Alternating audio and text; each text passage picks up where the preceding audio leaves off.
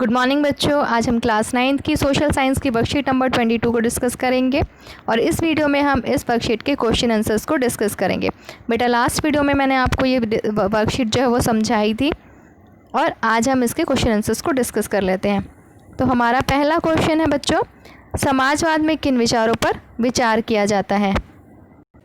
तो बेटा इसका आंसर होगा समाजवाद एक ऐसी विचारधारा है जिसमें आर्थिक और सामाजिक समानता जैसे विषयों पर विचार किया जाता है तथा निजी संपत्ति का विरोध, सरकार द्वारा सामूहिक उद्यमों को बढ़ावा और सारी संपत्ति पर पूरे समाज का नियंत्रण पर ये जोर देता है।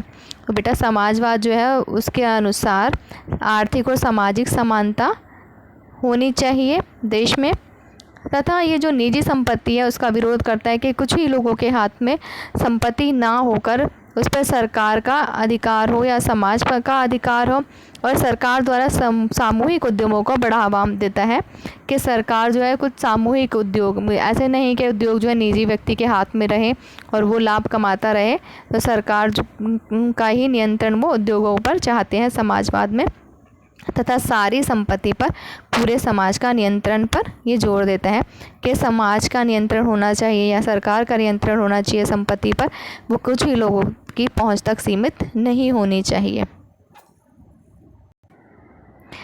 सेकंड क्वेश्चन है बच्चों, समाजवाद धन और उत्पादन के साधनों पर क्या विचार प्रकट करता है?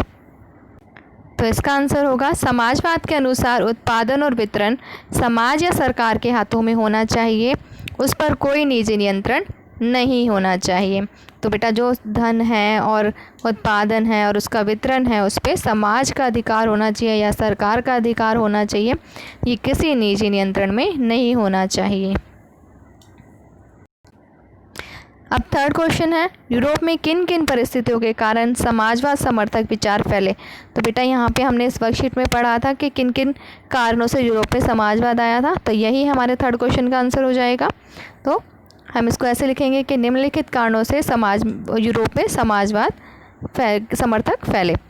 तो फर्स्ट हो जाएगा हमारा ये वाला पॉइंट हो जाएगा फर्स्ट पॉइंट, ये सेकेंड पॉइंट, ये थर्ड पॉइंट, ये फोर्थ पॉइंट और ये फिफ्थ पॉइंट। तो बेटा एज इट इज़ आप इसको ऐसे कैसे लिख सकते हो, ये पांचों पॉइंट आप इसके आंसर में लिख सकते हो।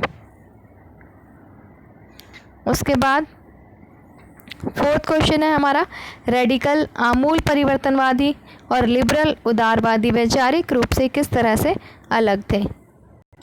बेटा इसका आंसर होगा रेडिकल आमूल परिवर्तनवादी के मुख्य विचार, नंबर 1 बहुमत आधारित सरकार चाहते थे। जो रेडिकल लोग थे वो चाहते थे कि जो सरकार है वो बहुमत पर आधारित हो, कि हम जो चुनाव हो उसमें जो बहुमत से जीती हुई सरकार होगी वही सारे फैसले ले। दूसरा विशेषाधिकारों के विरोधी, ये लोग विशेषाधिकारों के खिलाफ थे कि ये चाहते थे कि समाज में सभी को समानता का दर्जा मिले और किसी को भी कोई विशेष अधिकार ना दिए जाए। तीसरा संपत्ति के संकेंद्रण का विरोध, लेकिन निजी संपत्ति का विरोध नहीं करते थे और ये संपत्ति के संकेंद्रण का जो है विरोध करते थे। ये चाहते कि कुछ ही लोगों के हाथ में जो है देश की संपत्ति ना होकर उस पर दूसरे व्यक्तियों का भी अधिकार होना चाहिए। चौथा है महिला मताधिकार आंदोलन के समर्थक, और ये चाहते थे कि महिला मताधिकार आंदोलन जो है उसके साथ थे ये लोग कि महिलाओं को भी मत में वोट डालने में उनकी भागीदारी हो। उसके बाद उदारवादियों के मुख्य विचार, ये सभी धर्मों का आदर एवं सम्मान करते थे। ये चाहते थे कि सभी धर्मों को समान अधिकार मिले, समान आदर सम्मान मिले। दूसरा अनियंत्रित सत्ता वंशवाद के विरोधी, और ये ऐसी सत्ता के विरोध में थे जिस पे कोई भी नियंत्रण ना हो, जैसे कि राजा की सत्ता, राजतंत्र के ये विरोधी थे वंशवाद के, कि राजा के बाद उसका बेटा, फिर उसके बाद उसका बेटा राजा बनते चले जाते हैं, इसके ये बिल्कुल खिलाफ थे। तीसरा पॉइंट है व्यक्ति मात्र के अधिकारों की रक्षा के पक्षधर, और ये व्यक्तियों के जो अधिकार थे उनकी रक्षा के पक्ष में थे। वो चाहते थे कि सभी व्यक्तियों को कुछ अधिकार मिले और उनकी रक्षा भी हो, कोई उनका हनन ना कर सके, उनके अधिकारों को उनसे ना छीना जा सके। फोर्थ प्रतिनिधित्व पर आधारित निर्वाचित सरकार के पक्ष में, और ये चुनी हुई सरकार के पक्ष में थे कि प्रतिनिधियों को चुनकर उनके सरकार बनाए जाए लोगों के द्वारा। पांचवा पॉइंट है बच्चों, सार्वभौमिक वयस्क मताधिकार के स्थान पर संपत्ति धारकों को वोट का अधिकार के पक्ष में, ये जो थे ये सार्वभौमिक मताधिकार के नहीं चाहते थे। ये नहीं चाहते थे कि सभी व्यक्तियों को समान अधिकार मिले वोट डालने का, बल्कि इनका सोचना था कि कुछ ही लोगों का, कुछ पुरुषों को जिनके पास संपत्ति हो और ऐसे व्यक्ति जो 3 दिन की मजदूरी के बराबर का टैक्स पे करते हैं, सिर्फ वही लोग वोट डाल सके। 5th क्वेश्चन है, आपको मजदूरों और पूंजीपतियों के बीच संघर्ष के क्या कारण लगते हैं, संक्षेप में लिखिए। तो इसका आंसर होगा औद्योगिक क्रांति के कारण मजदूरों की संख्या और अवस्था में बदलाव हुआ। जब औद्योगिक क्रांति आ गई थी तो मजदूरों की संख्या में और उनकी जो स्थिति थी वो बहुत बदल गई थी, क्योंकि मशीनों के आ जाने से जो मज़दूर थे उनकी जो आवश्यकता थी वो कम हो गई थी और जिन भी मज़दूरों को काम पर लगाया जाता था उनसे बहुत ज़्यादा काम करवाया जाता था। दूसरा पॉइंट, पूंजीपति लोग श्रमिकों का शोषण करने लगे थे और जो पूंजीपति लोग थे मशीनों के आ जाने की वजह से और नए नए उद्योगों की वजह से जो श्रमिकों का शोषण करते थे, उनसे मनमाने ढंग से कार्य करवाते थे, क्योंकि अब जो मज़दूर थे वो भी मजबूर हो गए थे काम करने के लिए मशीनों के आ जाने से। और यही कारण बने थे जो इन दोनों के बीच में टकराव था, पूंजीपति और श्रमिकों के बीच में।